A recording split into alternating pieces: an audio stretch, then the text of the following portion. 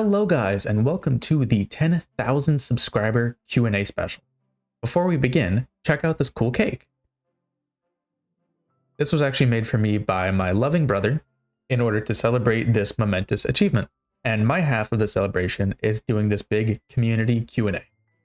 So without further ado, let's get into all the questions that you guys have asked me about myself, the channel, my world, and my experience playing Minecraft. By far, the most common question that I get is where/how do I download the world, and is there a Bedrock version? There is no currently available Bedrock version, although if anybody wants to make one, I will fully support it. I just don't want to get into doing it myself. For those of you who are playing Java Edition, you can go to Planet Minecraft and download the Try2Go Province world, or you can find the link in the description of today's video or in the description of my world tour videos. Starry Big Choco asks, when did you start playing Minecraft? What have you been doing since that time? And do you have some nice memories or stories around it? I started playing Minecraft back in 2012, so it has been a very long time. I actually started out on the Bedrock edition, or specifically I started out on Minecraft Pocket Edition Lite. I consider hoppers new. Like, to me, hoppers are still new Minecraft because I was there. Specifically, the first update for Java Edition that I remember is, I think, called the Scary Update, where they added Enderman. The reason I'm showing off my super flat world right now is because this is the oldest thing I have on Java Edition, and I started this place back in 1.14. The Immortal asks, how did you come up with your name on YouTube? Well, when I chose this name on YouTube, I didn't know I was going to be having a YouTube channel, so it was just a dumb name that I made for myself back in middle school. The Bobbert Ross thing is a reference to the American painter Robert Bob Ross, and the Sir part is a reference to the Song of Ice and Fire books, also known as Game of Thrones. Seagull asks, what inspired you to become a YouTuber? How did you get into Minecraft, and what's your plan going forward with the channel? Well, the reason I actually became a YouTuber was to show off a different world. This is my Central American inspired cave city, Tashaka, and it was really hard to show off in screenshots, so I made a short video and posted it to the channel in order to be able to show people for the world download what the world was actually going to look like a little bit better than just using screenshots. And my plan going forward with the channel is just to continue doing the builds that I like and trying to show them off. As always, I'm trying to do a bit of a mix of content, so some show-off builds, some theory builds, things like that. And at the same time, every once in a while, trying out some new styles and new things that I tend to post more on the community tab. Postbox asks, how do you get your inspiration for your medieval builds? This comes from a ton of different places. So of course, I like playing medieval video games. I like medieval fantasy books like The Witcher and A Song of Ice and Fire. I enjoy medieval and medieval fantasy movies, and I got a lot of this type of question, so I'm going to kind of piecemeal it out over multiple answers to try and be a bit more specific and address each person who had that kind of question. But basically, it comes a bit from everywhere, and mostly it comes from other media.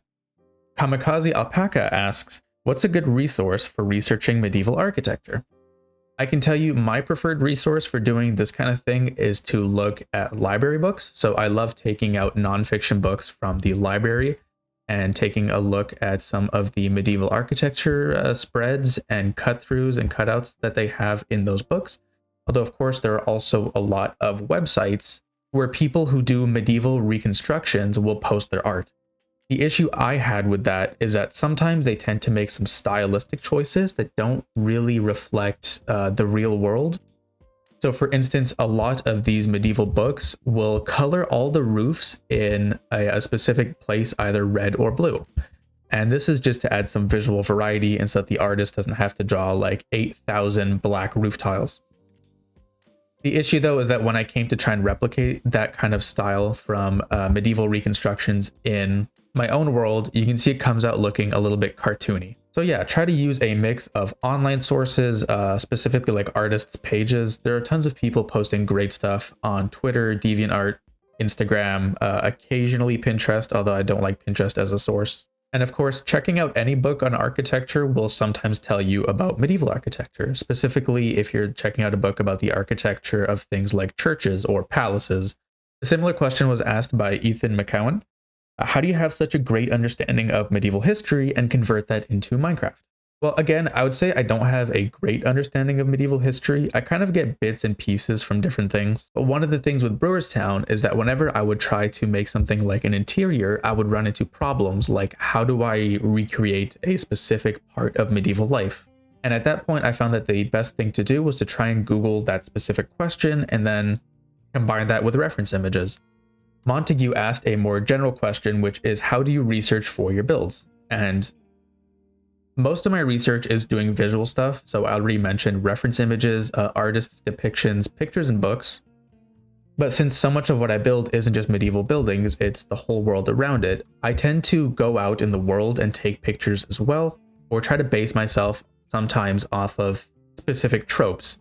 So for instance, I'm currently building a kind of fishing village out in the distance. I'm not going to spoil it, but you can just see the tip of it over there. And for that, I'm relying a lot on specific tropes, but I'm also combining that with 3D models. So for instance, the fishing village takes whales. So I looked up 3D models of whales, and then I built them and copy pasted some of those into the world. I also looked for reference images in real life. Recently, I went to the beach and I saw that there was a little red house in that kind of Eastern fishing village style. So I took a picture of that place and I copied it into my notes. So a lot of the research that I do is field work, basically, especially when it comes to trees. So recently I've gotten into using tree identification apps, and this has allowed me to look up what kind of trees I'm looking at and figure out how to best recreate them in Minecraft. Knowing that a tree is, for instance, a slippery elm or a paper birch helps you look up what a typical, say, growth cycle for paper birch is, how they typically cluster together in forests, and really be able to do your research properly from going out into the real world. And Uncle Baya asks, how many hours of research do you do for your building project? So since I've already said, my research is really kind of loosey-goosey. It's a bunch of different things all combined together. I very rarely sit down and decide that I am going to do a bunch of research all at once, figure out all the facts, and then implement them. Research happens over the course of a build, and it usually takes hours. For instance, that bed thing that I talked about may have only taken me like 10 minutes, but a lot of this stuff is based on other types of research that I did. Some of this is based off of going into the world of Kingdom Come Deliverance and trying to figure out how the houses are laid out. Some of it is looking into how much field space places need, so how much actual agricultural land. Part of it is looking up how do animals live with the household, or what kind of crops and fruits are popular in medieval times. And these kind of things pop up as I try to tackle different parts of the build. They kind of naturally rise. Herbert Praha asks, how much time do your builds usually take, and how much time do you usually put into building per week? These are both really variable questions. So this is Regensburg, and it is the build that took me the longest time by far. But you can also ask, well, what counts as Regensburg? Is it just the city itself? Is it the outskirts? Is it the terraforming I did around it? Is it these little builds like the Van Graff Estate and Douglas Ranch that are kind of related in the world building, but they're not like one and the same? And also, when is a build done? Because I have come in recently and I've added, for instance, more terraforming, more farms, more trees, all that stuff. But I will say a build like Regensburg took me something like 300 hours if I had to ballpark it. And per week, I might put in something like 6 or 7 hours of building. So a few people ask me, is there any chance that you'll do a survival series? And the answer is no, probably not. So this is my survival world, and I don't hang out here a lot. I basically only play survival nowadays if I'm going to do some exploring, because I've been playing Minecraft for so many years that I just don't really care for the routine anymore. I'm just kind of done with it. For me at this point, Minecraft is mostly a creative outlet, but very occasionally I do like to do some exploring, and then I will come into the survival world or I'll make a new one. This really happens only when updates come out, basically. So you're more likely to see individual survival live streams from this channel than an ongoing series. Random Gamer and Mattia Lutz asked, how big do you think Tredagor is going to get, and when do you think you're going to stop working on it? I have no idea when I'm going to stop working on it, but Tredagor is still going to grow a little bit, and specifically that's why I came to this little area. We are just outside of Sarneville, and I actually built this yesterday. But the point being, there is a little bit of a road here that doesn't go anywhere. And that's because my plan is eventually to link up this place all the way around here to New Gedem, possibly. It's not for sure going to happen, but it is my kind of current plan. And so when I have an idea for a big build that's going to take a bunch of space, I'm probably going to need to squeeze it in somewhere around here. I have no idea when I'm going to stop working on Tredagore, but things are going to slowly shift onto other projects. Biggest Adam asks, will we know what the final build is when it's built?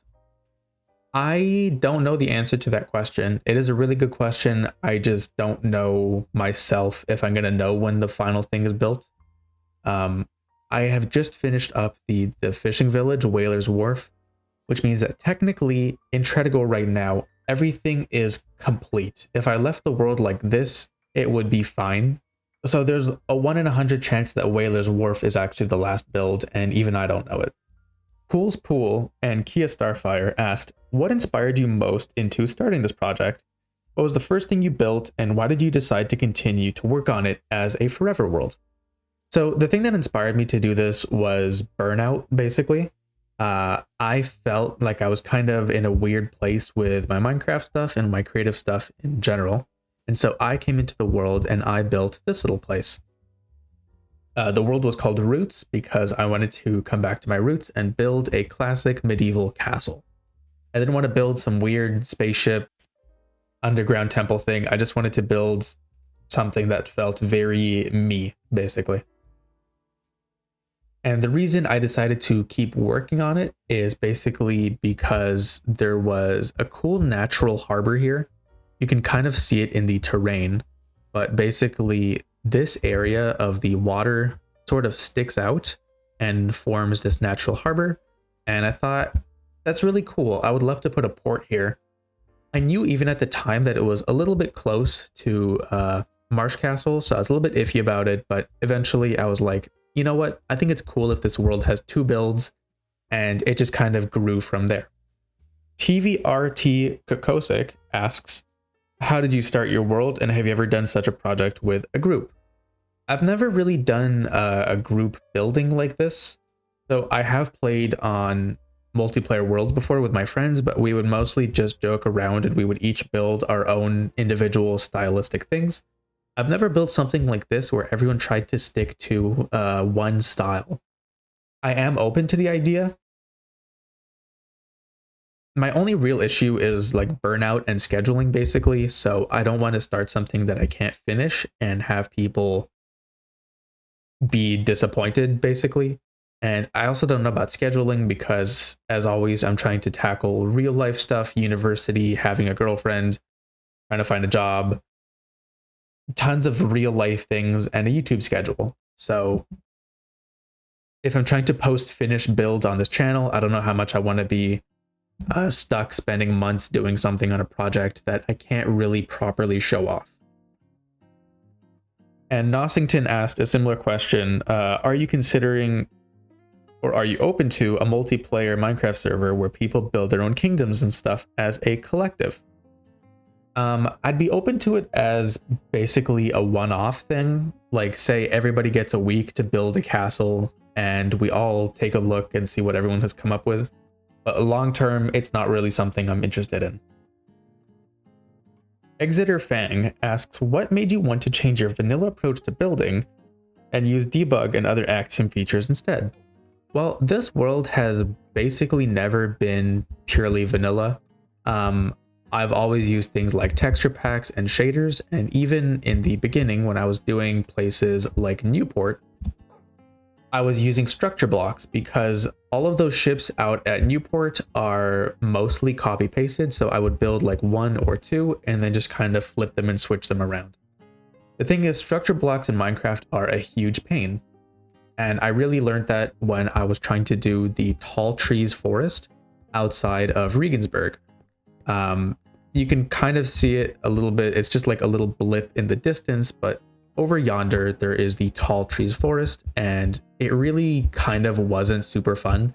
And someone had suggested to me to try out the Axiom mod, and so I did, and I found out that Axiom makes flipping and copying and pasting really a lot easier than vanilla Minecraft. So even though I've always used that kind of stuff, It was really terraforming specifically that made me want to switch to a less vanilla approach.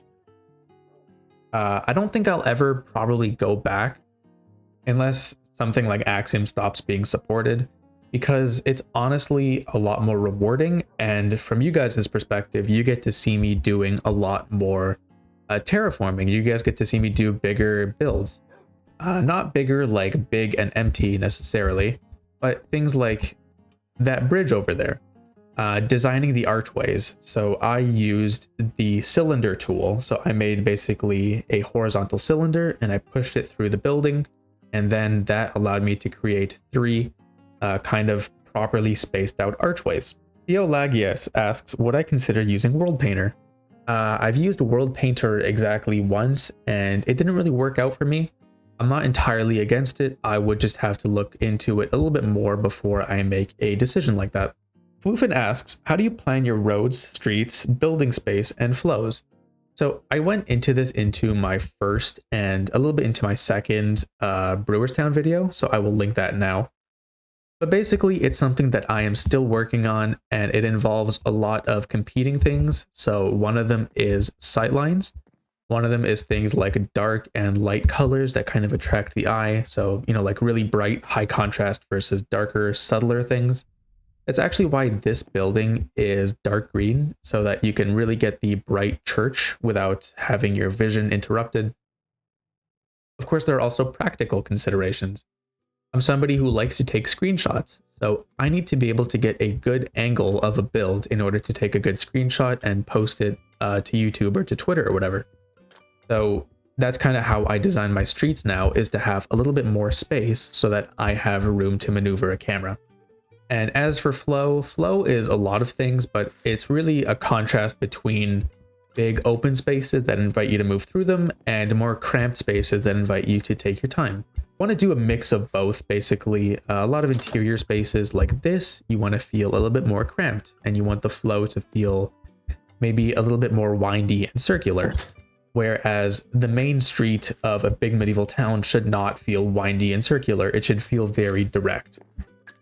If you're doing something like a side street, well, then you can kind of restrict the flow and make it a little bit more windy again as that contrast comes in.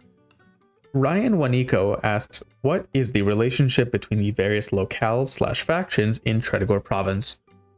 So I'm not going to get super into it in this video. If that's something that a lot of you guys want to hear more about, I will talk a little bit more about the lore of the Tredegor factions, but I try to keep things mostly in the world. So between, for instance, Stoneheart and Brewerstown, there is a very lightly defended sort of low-lying area here.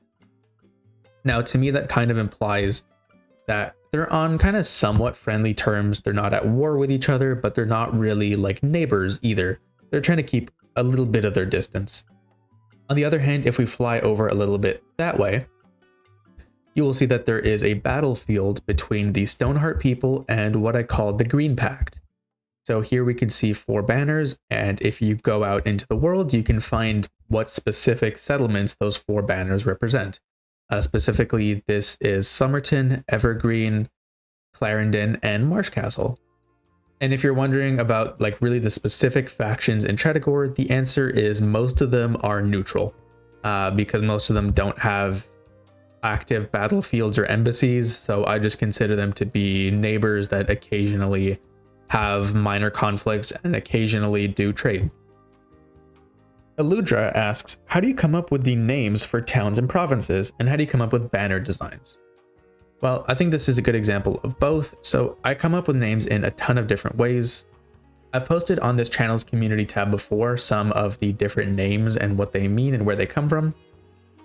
But the short of it is, I steal most of my names from various things. For instance, Medina just means city in Arabic. On the other hand, Bexel is just basically an interesting spelling of the English town Bexhill. And I found an old kind of early modern map where it was spelled Bexall, so I thought that was cool, and I decided to incorporate that into my world. I don't have a specific pattern or formula. The one thing I'll say is that I do try to alternate between names that are very obvious and literal and names that are a little bit more esoteric. For instance, Newport is the Newport, so it's called Newport. On the other hand, New Gedham is a little bit more abstract. A place like Regensburg gives you a little bit of an idea of what the vibe might be like. A place like Clarendon is more, again, abstract. As for banner designs, I really was more into banners when I started this world. Now I think more about flags, basically. But in any case, this one here for Medina shows a little brown pot on an orange background. So we're trying to think of some interesting colors and textures for this place. This place is really dealing into the kind of warm hues and warm colors, so that's why we're going for orange, and the pot just represents what they actually do here. On the other hand, Marsh Castle has this little kind of wolfy colored banner, and that's because they basically live in the woods. So just trying to bring in a little bit of the vibe. Katasm Pig asks, how do you make the names and where do you get all the inspiration from? Also, do you get inspiration or just watch other Minecraft building YouTubers? If so, who? So I've talked a little bit about inspiration, but one of those sources is Minecraft YouTubers. One of the ones that I watch and I would recommend to basically anyone is B000100, who is, in my opinion, basically the best Minecraft builder. And of course, anybody that I watch is going to influence my style to various degrees.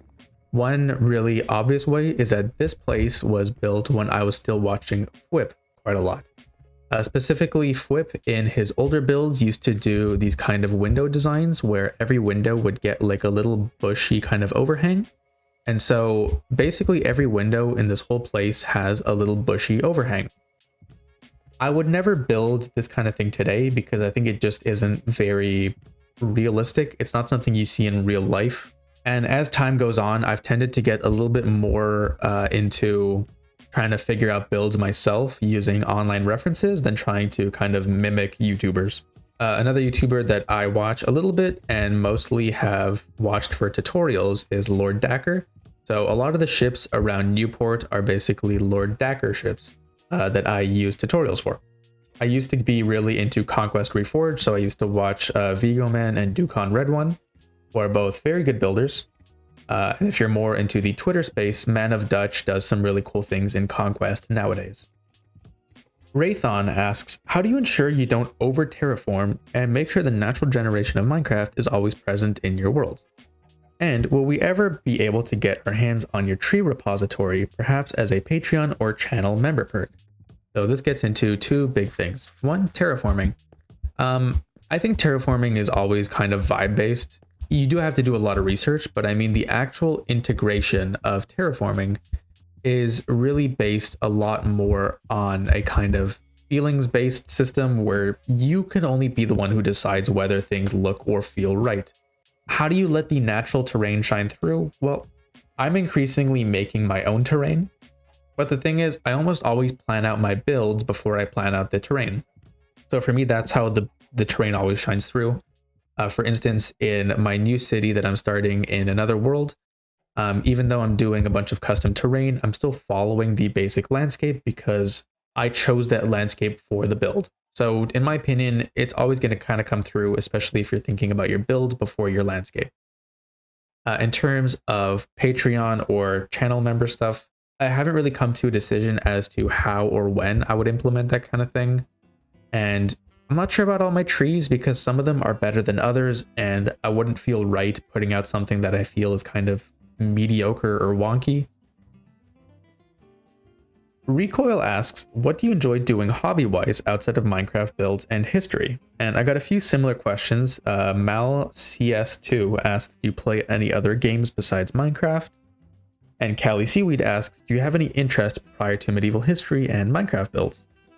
Well, I do other things outside of this. I love movies. For those of you who watched my Minecraft movie ranking, I have a really big list of movies that I watched with my girlfriend, and we all rank them against each other. The list is a mess, but it's really fun to try and actually remember and critically think about every movie you've ever watched. That's the kind of thing I really enjoy. So I love movies. I enjoy some TV. I play a bunch of video games sometimes. I really like reading, even though I don't really have the attention span for it all the time. And I listen to a ton of podcasts. My number one podcast recommendation is always True Crime Medieval. I talked about research being kind of piecemeal before, and this is part of my research, is that I just learn medieval stuff all the time, just casually, like when I'm walking to school. Other hobbies I have are cartography, and the reason that I'm showing this off specifically right now is because this is based off of a Ghibli movie. So I do enjoy animated movies, especially Ghibli stuff. A similar question asked by Halo Legend: what's your education? What did you study? And what was your way of getting to realistic, informed Minecraft builds? Well, my education right now is anthropology. So I'm studying anthropology at a university. In junior college, I studied general social science, and obviously in high school, I just did kind of whatever. Anthropology definitely has informed my kind of attempts to be realistic in my Minecraft builds. So actually thinking about like the culture of a place, how it evolves over time, what kind of things people eat, what kind of things just kind of naturally cluster around each other. So again, thinking about the culture of something like a university town. Well, this is our university, so across the street we have our bookbinder who makes and sells books. We have the dean's house for the university. We have a place where you can buy college gowns for graduation. We have a tavern / bar that all the students go to, that kind of thing. That's not just economic stuff, it's also thinking about the culture of a place. What kind of culture do you naturally get when you have a bunch of university students? Well, you kind of end up having like a bar culture. So there are a lot of bars in Regensburg. I would say that recently my builds have been becoming more realistic as I go for more realistic inspiration. So whereas previously, like I said, I would base myself more on Minecraft YouTubers. I'm trying to not recreate what Minecraft YouTubers recreate and recreate the things that they are recreating. So I think the more you can go straight to the source, the more realistic your builds will feel. And if you want your builds to feel more like mine, don't look at me, look at what I'm looking at, basically. Zeno Dino asks, what skills from building in Minecraft are you proud to have built up? What skills do you think you'll improve / focus on in the future? Well, I would say that one of them is figuring out how to make things look good, basically, through a bunch of different ways.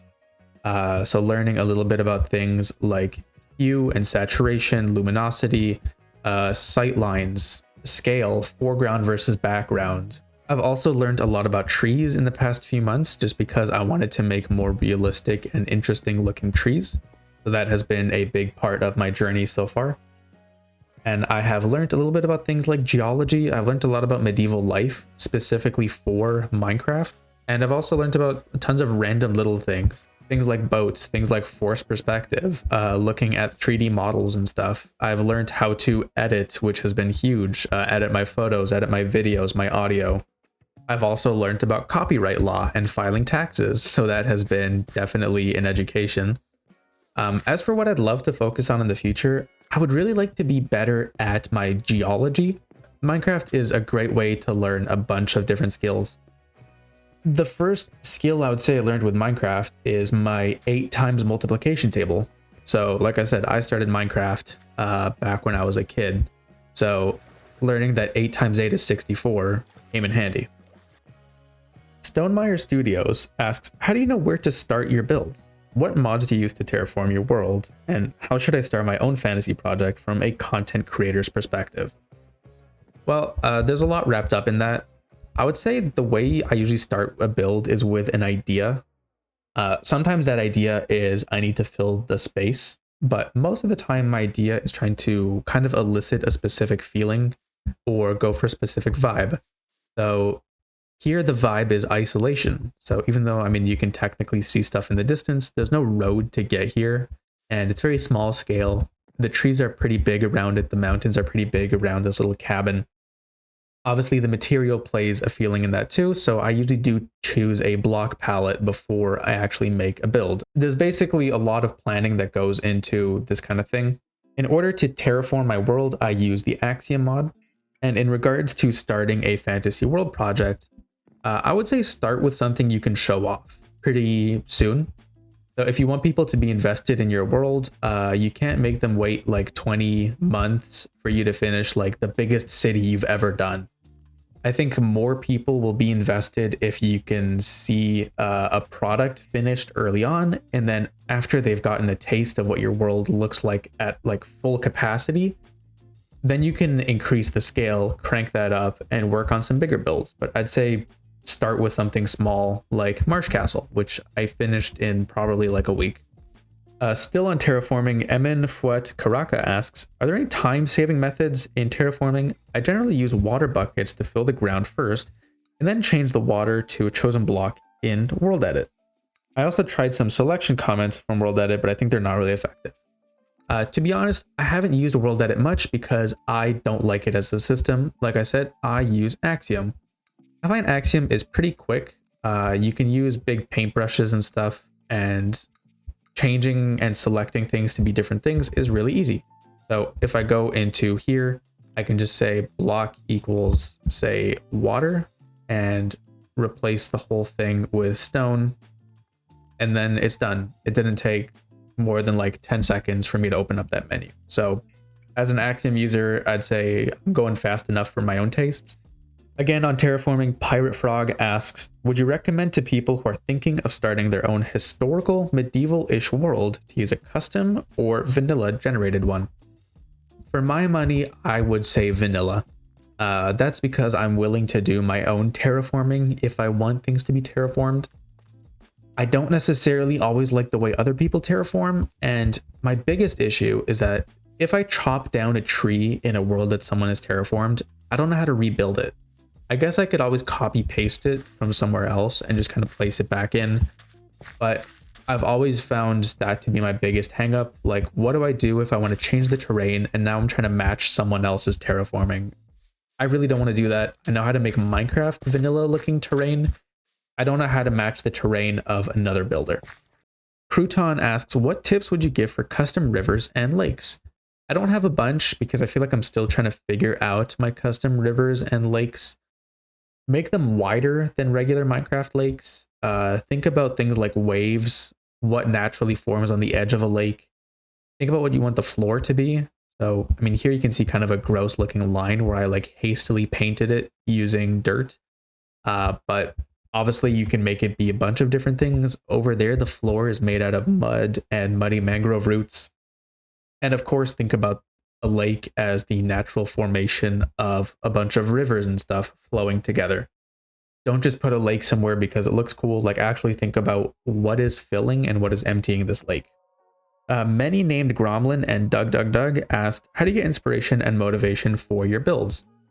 In a lot of ways, but as it refers to motivation, I would say YouTube now is one of my big motivations, and having a forever world is also a big motivation. Because it's really easy to start a build, it's hard to finish a build, and the thing that keeps me from starting a bunch of things and never finishing them is the fact that I don't want to kind of scar Tredagor with like unfinished, yucky looking stuff. If I put something into the world, I want it to make things look better.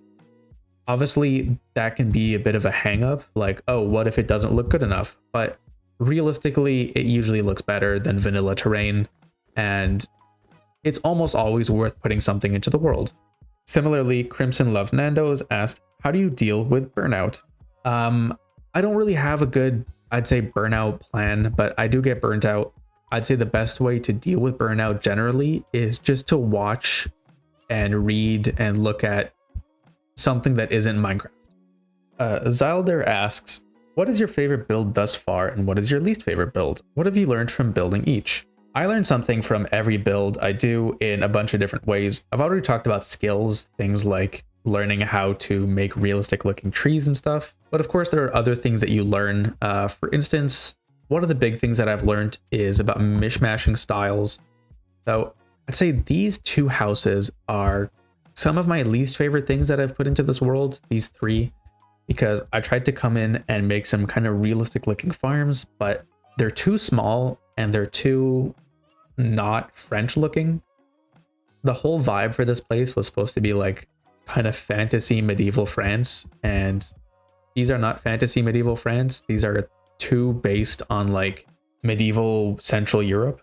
And I had a similar issue with Regensburg where I felt like I had mixed too many things together. So that's definitely something I've learned. At the same time, Regensburg is one of my favorite things in this world, and one thing you will learn is that if you put enough time into anything, a big part of your kind of heart is going to lie with that thing. There's just no way to spend 8 months working on a project and not kind of love and hate it at the same time. But overall, I do love Regensburg, and I can see my own passion in it, and that's what really counts the most to me. Pearl asks, how long have you been working on this world, and what inspired you to make a medieval themed world? Well, I would say that most of this world isn't really medieval. It's kind of weirdly like medieval slash rustic Minecrafty. So there's kind of a weird delineation where a lot of what people build in Minecraft and call medieval has nothing to do with real medieval life, even a little bit. And I'd say increasingly that has bugged me a little bit about my own world and to a lesser extent what other people build. But I've been working on this place since early 2020, basically. Technically, this was built in like 2019, but most of Tredagor was built starting 2020. And the theme and kind of style evolved from this build. So you can see that kind of the most similar area is Newport and Somerton. These kind of follow a very like stylistically similar vibe. And it really sprouted out from this place, which is, again, more like rustic than medieval, in my opinion. Pixty asks, what other time periods have you considered covering or taking inspiration from for your project / builds? I'm really curious if you've given any thought into attempting something like building Roman architecture, Gothic, Baroque, maybe even futuristic steampunk stuff. So yes, I do occasionally try to break out of my usual mold. Usually when I'm feeling a little bit uninspired or a little bit bored with what I've been doing. I built this last week, basically. This is a little highway mock-up of a highway that I saw recently and I thought looked cool. You can see I built some cool cars, little traffic cones, merging lane. There's a truck. There's even a sign here, but there's nothing on this side because you're only meant to see it from this half over here. I've also built some cyberpunk stuff. It's never going to be the main thing on this channel, but yeah, I do find it fun to experiment with different styles from time to time. And this relates to something asked by our fan official, which is why don't you build modern cities? My issue with modern cities is that they're really big. And if I wanted to build something like a skyscraper, then I have to justify that by adding in a bunch of mid-rise buildings. And I don't really want to spend like 5 months of my life building mid-rise brick buildings for a downtown. Like, it just doesn't really appeal to me. The skyscraper could be cool, but the whole city that comes with it feels too limiting. Whereas if I want to build like a medieval town, I can just build like 30 houses, put a wall around it and some farms. And even though the scale is also technically not right, it's just a lot more understandable and believable than if I tried to do a similar thing with a modern city where your brain kind of knows what a modern city looks like, and if you don't get it right, it just looks wrong. Mihail Belu asks, is there a big map of Tredagor province in the actual world? To my knowledge, this is the only map of Tredagor province in the world itself.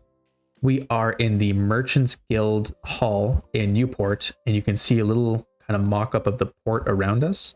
But in any case, yeah, this is the map of Tredagor we have. Although I do think that's a cool idea. I'm not sure where I would put it. And Mattia Lutz asked, have you made a more recent map of Tredagor, or are you about to?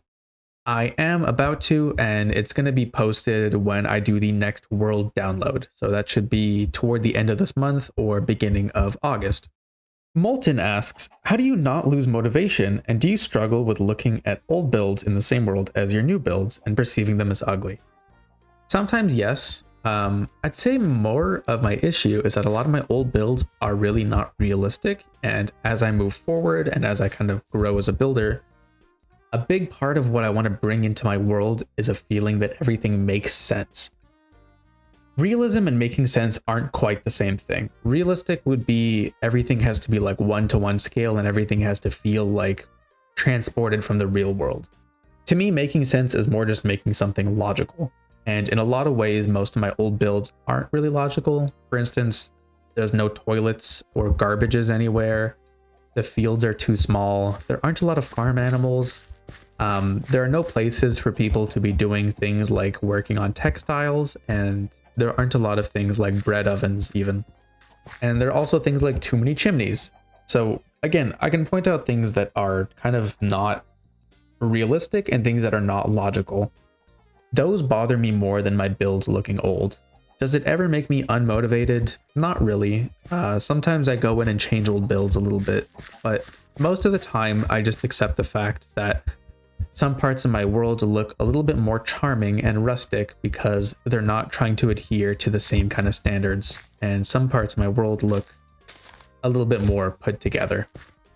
So the Desolator asks, what can you tell us about the world outside of Tredegor / its place in the world stage?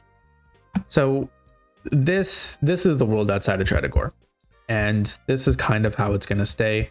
So I don't really like writing a lore that doesn't exist in the world. So for me, Tredegor as a province doesn't belong to a specific empire or anything. Say a few years ago, I did try to write stuff like, okay, how was Tredegor founded? You know, who are like the saints of Tredegor and stuff like that.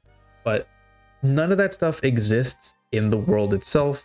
It isn't stuff that I try to pay attention to or sink my time into, because I can't really show you guys, you know, just the words like big super empire and then have you guys all say, wow, what a great Minecraft build. I can show you the build itself, and to me, that's what's worth spending time on.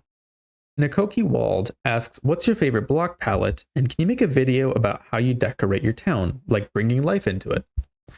Well, there are a lot of ways to bring life into a town, and I am thinking about making a video on a similar topic, which is what does a town need, basically?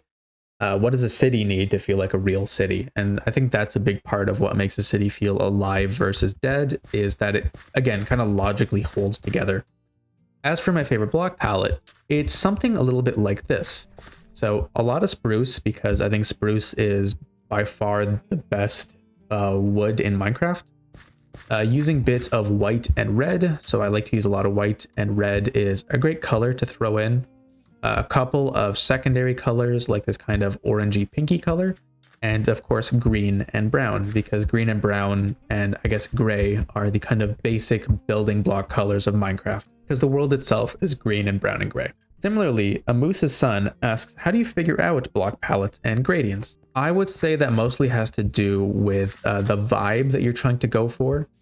So for instance, if I want to do something like a tile roof, of course I could go for deep slate tiles. I could go for the cobbled deep slate tiles or the cobbled deep slate.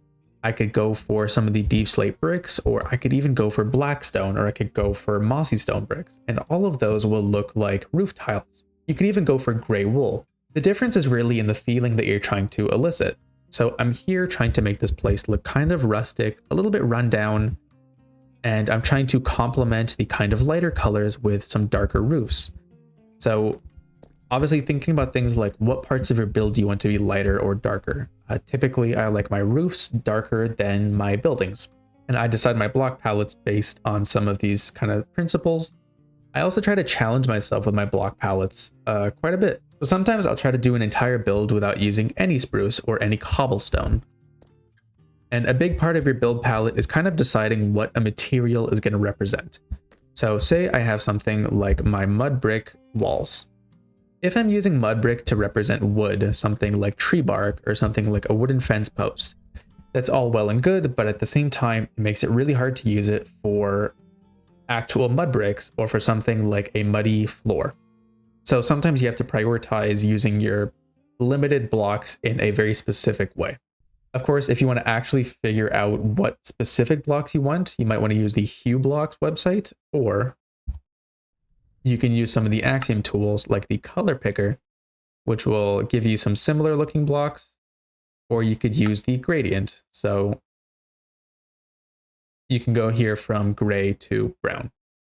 And a similar question was asked by Seal Lover, which is, what is your least and most favorite block to build with? I think this will come as a surprise to no one that my favorite blocks are basically spruce trapdoors and spruce planks.